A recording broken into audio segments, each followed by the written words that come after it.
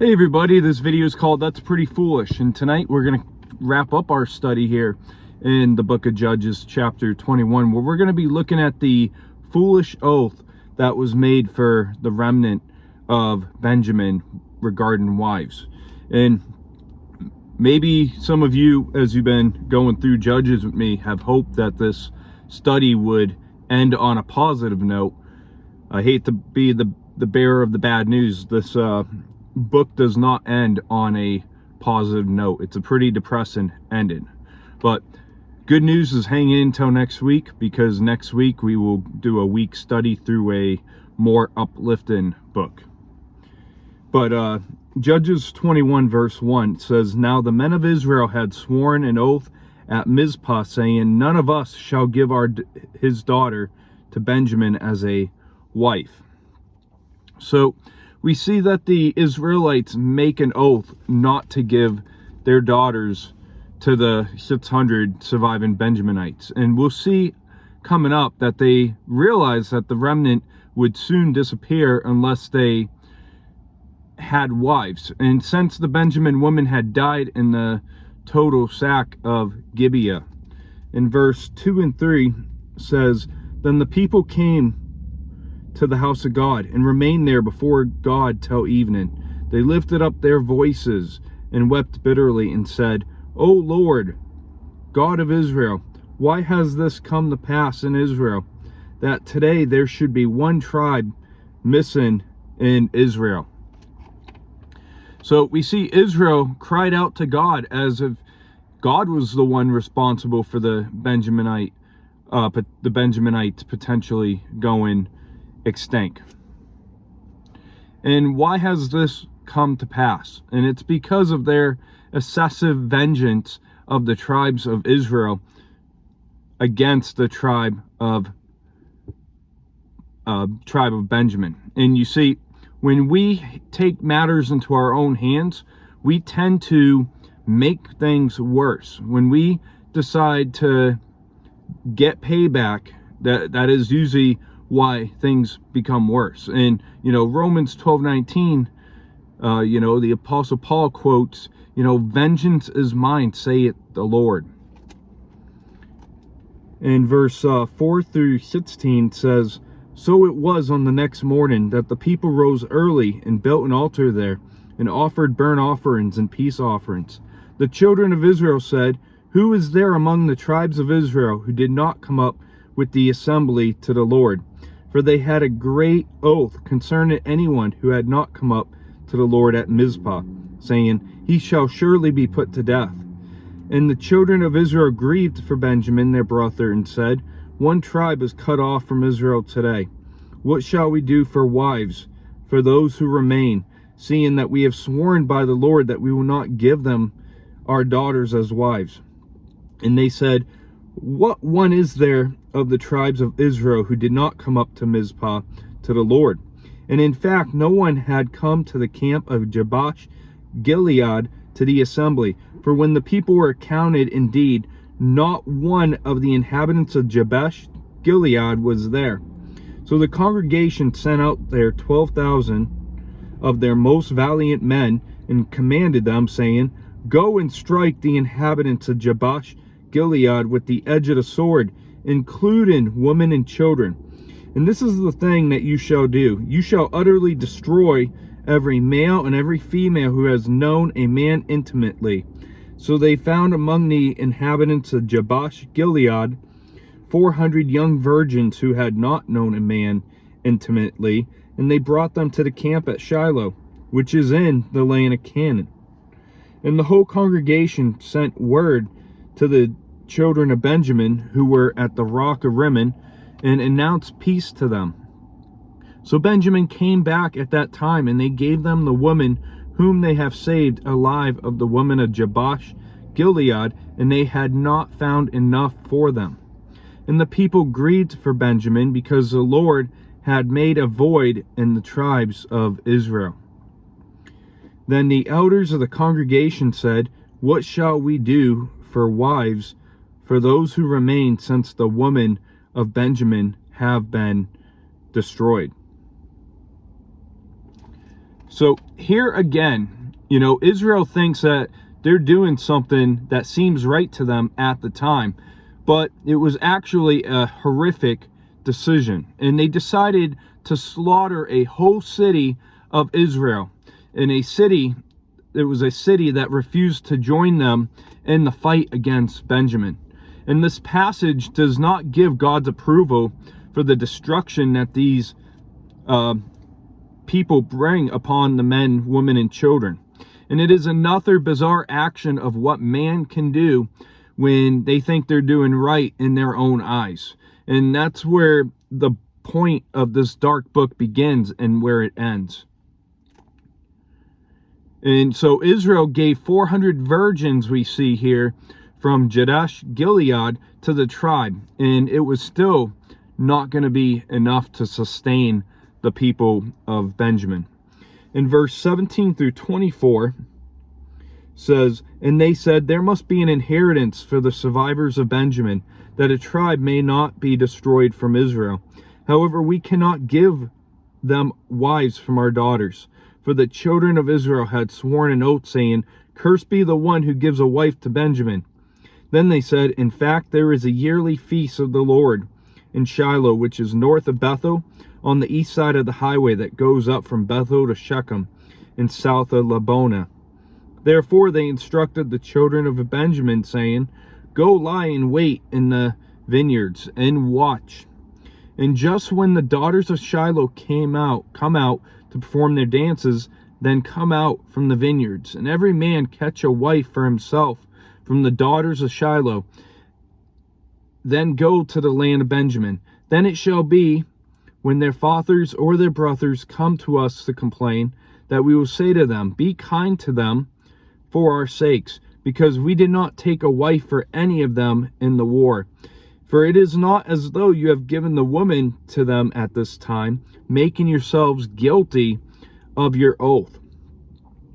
And the children of Benjamin did so. They took enough wives for their number from those who danced, whom they caught. Then they went and returned their inheritance, and they rebuilt the cities and dwelt in them. So the children of Israel departed from there at that time, every man to his tribe and family. They went out from there, every man to his inheritance. And having recognized that the 200 other Benjaminites needed wives, they decided to snatch themselves brides on their own at a dance in Shiloh. And they did not believe that this would be a violation of their oath, but because they weren't directly given their daughters, but they allowed them to be abducted. It's like foolishness. They think they're wrong and a right. They think they're doing great holding up their vows, but really they're working around a corner that's even just as horrible. They're letting their daughters be abducted. And what we must understand is that two wrongs don't make a right. And they should have repented of their foolish oath, and they should have confessed that it was idiotic rather than try to find solutions on their own accord to try to undo their damage. And in this, the tribe of Benjamin was sufficiently restored to provide Israel with its first king.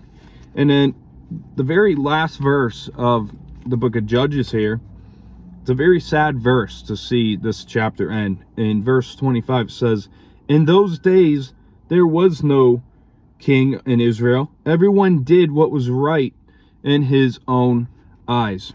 And the last quarter of this book of Judges, from chapter 17 through now, intensely demonstrates how bizarre and deep sin can become when people throw off the authority of God as mediated through the king in Judges 17 verse 6. And this was the appropriate but tragic conclusion to the bleak period of Israel's history, as Deuteronomy 12:8 says, Don't do what we do here today, every man doing whatever is right in his own eyes.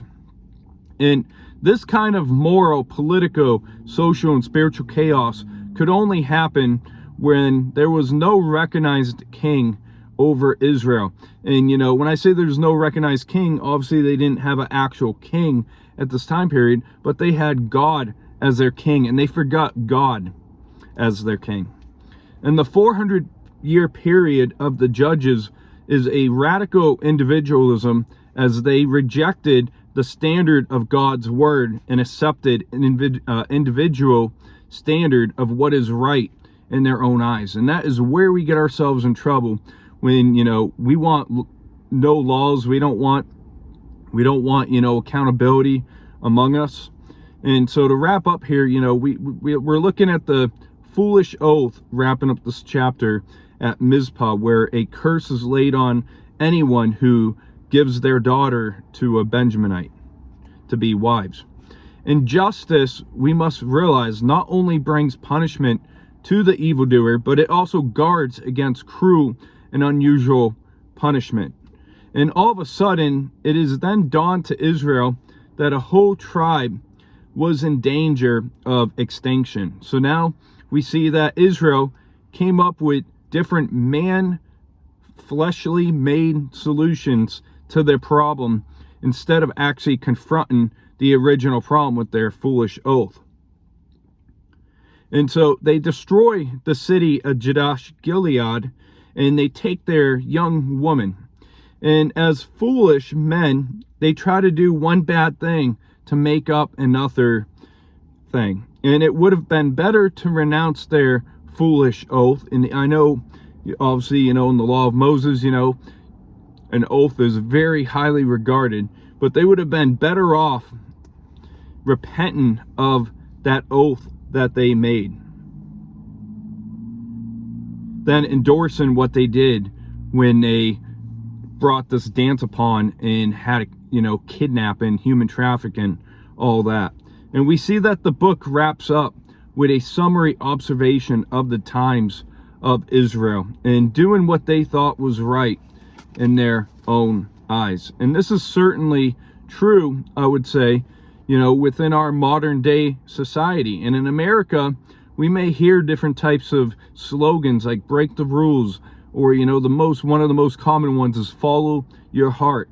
And another excuse that we hear among us is that's what makes you human. And the Nike slogan, just do it. And another saying you might hear is, you answer to no one. Go live your life, do whatever you want as long as you're happy. You're the one that matters. And your universe revolves around you. So go live your life. Don't put any consideration in the God of the Bible. Go do whatever you want. That is what society and the world wants us to follow today. And I want to finish up with the verse in Proverbs chapter 14, verse 12. It says here, there is a way that seems right to a man, but its end is the way to death. And that's the problem here, is when we, follow our own instincts and our flesh and our own leaning, it leads to ruin, and it leads to vain. And we must follow God's way, not our own, not what society says. And the world will do what they think is right or moral in their rebellion against the Creator. And, this is going to wrap up the study here for today. And thank you for watching through the book of Judges, listening in through Judges. As we started back right around, I believe, July 4th. And it's a very heavy book. It's not one of those books that you're going to see preached through in many churches today. And what I believe that this book does call for ourselves is to examine ourselves. And I hope that you join me for a much lighter book next week, as I'm planning to go through the book of Ruth over the week. And that's a preferred book to many rather than the book of Judges. But I hope you have a great rest of your weekend. God bless, and hope to see you this upcoming week.